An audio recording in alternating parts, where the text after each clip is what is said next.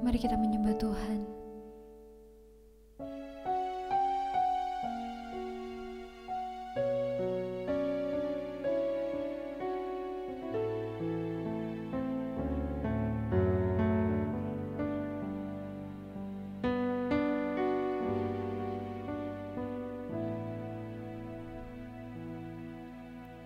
Betapa ku mencintai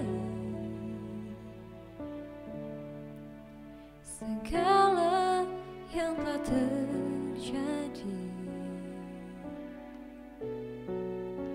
tak pernah sendiri jalani hidup ini, selalu menyertai.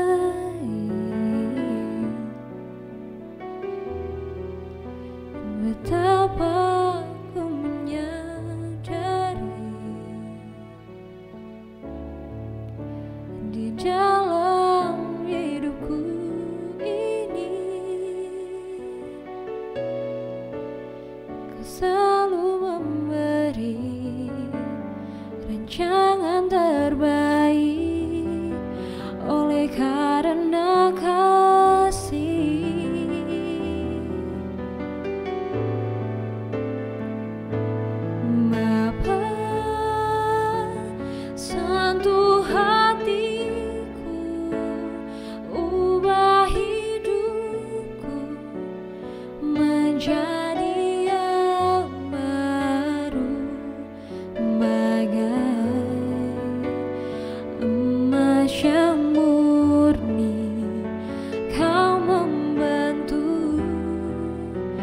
Menjana hatiku,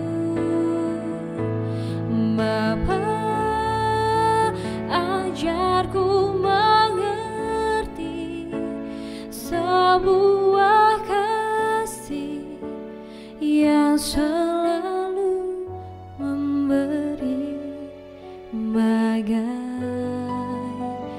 air mengalir yang tiada pernah berhenti. Bapa, sentuh hatiku, ubah hidupku menjadi yang baru, bagai emas yang murni. Kau membentuk bejana hatiku, Bapa, ajarku mengerti sebuah kasih yang selalu memberi, bagai air mengalir yang tiada pernah berhenti, bagai air mengalir yang tiada pernah berhenti.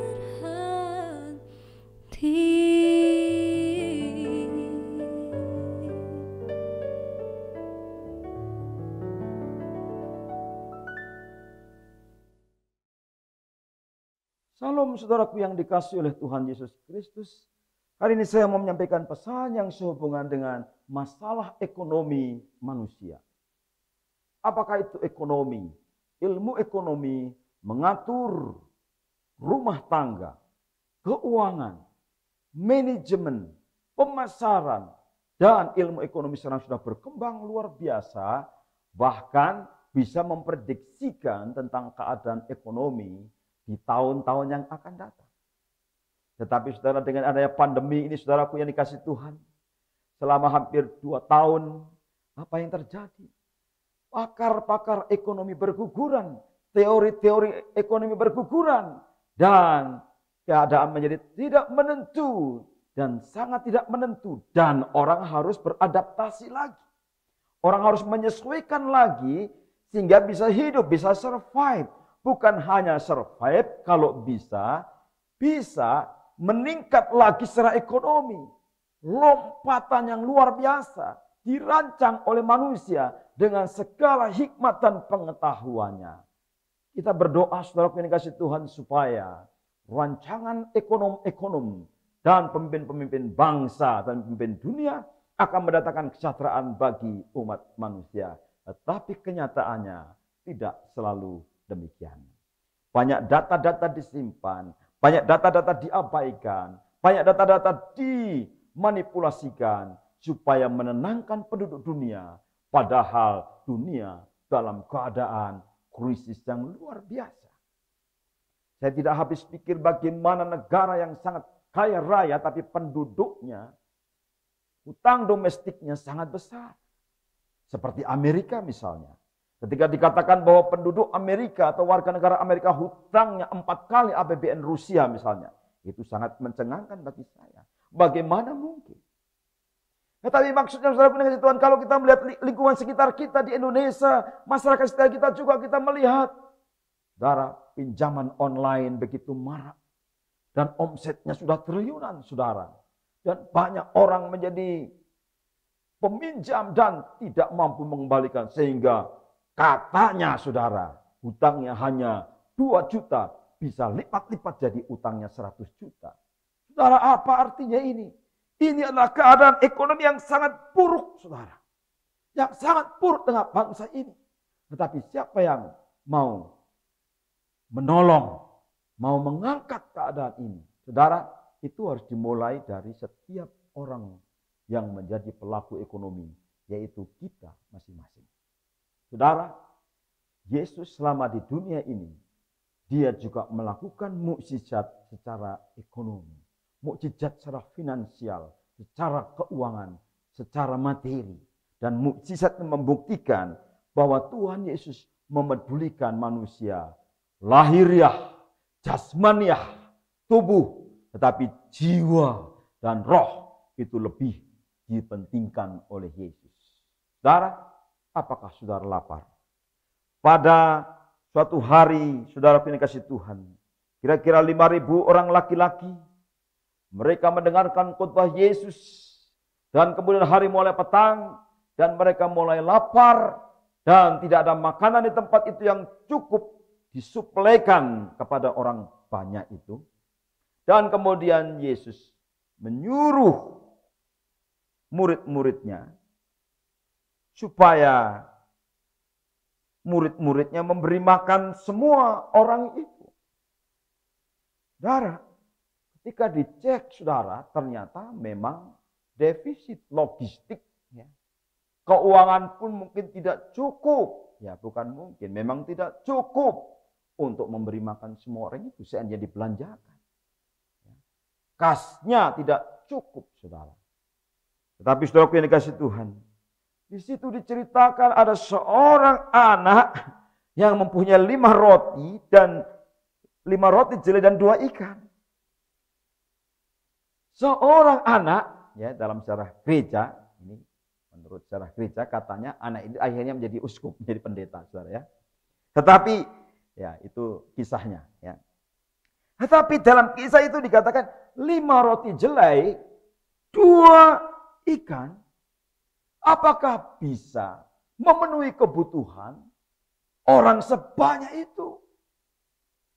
Saudara dikasihi Tuhan, ini adalah sesuatu yang tidak mungkin. Mereka menghadapi krisis, mereka menghadapi masalah. Bagaimana mereka bisa makan? Tetapi Yesus, saudara dikasihi Tuhan, menggunakan langkah iman. Tahap demi tahap.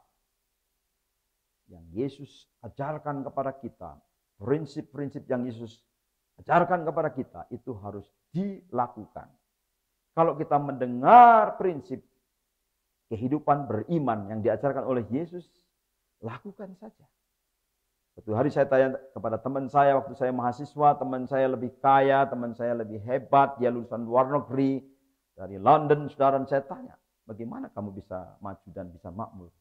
Dan dia berkata, saya percaya kepada Yesus dan ikuti apa yang Yesus katakan. Dan saya tangkap apa yang dia sampaikan. Saudara, Yesus menyuruh orang-orang itu duduk. Yesus menyuruh murid-muridnya supaya murid-muridnya menyuruh orang banyak itu duduk. Suruhlah orang-orang itu duduk. Adapun tempat itu banyak rumput dikatakan. Maka duduklah orang-orang itu, kira-kira 5.000 orang banyaknya. Dan itu adalah laki-laki kebanyakan, saudara. Lalu Yesus mengambil roti itu, mengucap syukur dan bagi-bagian kepada orang yang duduk di situ. Demikian juga dengan ikan itu, saudara, sebanyak yang mereka kehendaki. Mungkin orang-orang yang menyaksikan pada saat itu juga heran. Hanya 5 roti jelai, 2 ekor ikan, tetapi cukup untuk 5.000 orang sebagaimana yang dikehendaki atau yang dibutuhkan oleh orang-orang pada saat itu. Kemudian orang-orang yang tadinya lapar itu menjadi kenyang. Dan bahkan setelah mereka kenyang semua masih dikumpulkan sisa-sisanya supaya tidak ada yang terbuang. Saudara, inilah kejadian yang luar biasa. Ada seorang pendeta yang khotbah. Saudara-saudara, Yesus memberi makan 5 orang dengan 5.000 roti dan 5.000 ikan. Jemaat bilang kalau itu bisa. Saya juga bisa. Tetapi yang benar bukan seperti itu. Yesus memberi makan orang banyak dengan 5 roti jelai dan 2 ikan. Saudara, ini adalah multiplikasi. Ini adalah berkat yang terus mengalir. Ini adalah tingkap-tingkap langit yang dibuka. Ini adalah hujan berkat yang turun dari surga. Kalau surga berkehendak, kalau surga mau, kalau surga sudah terbuka, maka mukjizat itu terjadi. Pemeliharaan Tuhan, kelimpahan akan terjadi dan itu akan mengalir terus. Tidak habis-habis. Tidak akan habis. Itulah pola ilahi. Yaitu ketika kita membuka hati dan percaya, kemudian kita menyediakan diri untuk menerima berkat Tuhan, maka berkat itu sungguh-sungguh kita terima. Apakah saudara kekurangan hari-hari ini? Apakah saudara terbuka? Apa yang ada pada saudara? Serahkan kepada Tuhan. Tuhan, aku punya hati, aku punya jiwa, aku punya roh, aku punya tubuh, aku punya hidup. Aku mau mendengarkan suaramu, firman-Mu berkuasa, upalah hidup saya. Dan hidup saudara akan mengalami multiplikasi. Dan banyak orang yang percaya kepada Tuhan Yesus karena saudara sudah percaya kepada Tuhan Yesus. Karena orang yang percaya, dipercaya oleh Tuhan. Untuk menerima pesan daripada Tuhan. Dan pesan itu akan dibagi-bagikan kepada banyak orang. Murid-murid Yesus percaya dan memberi pesan supaya mereka duduk dan mereka mengalami mukjizat, multiplikasi. Anak kecil ini punya 5 roti jelai dan punya 2 ekor ikan. Dia serahkan kepada Tuhan dan itu diberkati dan itu memperkaya banyak orang. Memperkaya iman banyak orang. Memperkaya iman orang seluruh dunia yang membaca kisah ini. Artinya apa? Tuhan tidak menuntut hal yang tidak ada padamu. Tuhan menuntut apa yang ada padamu. Serahkan hidupmu kepada Tuhan hari-hari ini. Dan engkau akan mengalami mukjizat. Engkau akan mengalami pertolongan Tuhan. Engkau akan mengalami multiplikasi. Serahkan kepada Tuhan. Ada seorang yang datang kepada saya, Pak, kalau saya serahkan nanti saya tidak punya apa-apa lagi. Dan saya berkata kalau ibu percaya kepada Tuhan Yesus, ibu akan mengalami mukjizat. Saudara, kalau engkau seorang yang kikir hari ini, bertobatlah. Berubahlah menjadi orang yang murah hati dan percaya kepada Tuhan. Kalau saudara orang yang murah hati, percayalah bahwa apa yang saudara lakukan, perbuatan baik yang saudara lakukan, tidak akan berhenti. Perbuatan baik akan berlipat ganda. Orang yang menerima perbuatan baik, dia akan disentuh oleh hadirat Allah yang maha baik melalui perbuatan baik, saudara. Dan perbuatan baik itu akan berlipat ganda. Dan perbuatan baik itu dari generasi ke generasi akan diturunkan. Itulah mukjizat pelipat gandaan. Secara ekonomi, anak Allah yang maha kuasa namanya Yesus Kristus, dia sanggup. Allahku akan memenuhi segala keperluanmu menurut kekayaan dan kemuliaannya di dalam Yesus Kristus, Tuhan kita, Raja kita. Kalau kita percaya, maka kita akan mengalami kelimpahan. Maukah saudara mengalami kelimpahan? Maukah saudara mengalami kemakmuran? Maukah saudara mengalami berkat-berkat Allah yang tidak habis-habis? Dan saya berdoa, saudara akan mengalaminya. Kiranya Tuhan memberkati saudara. Amin.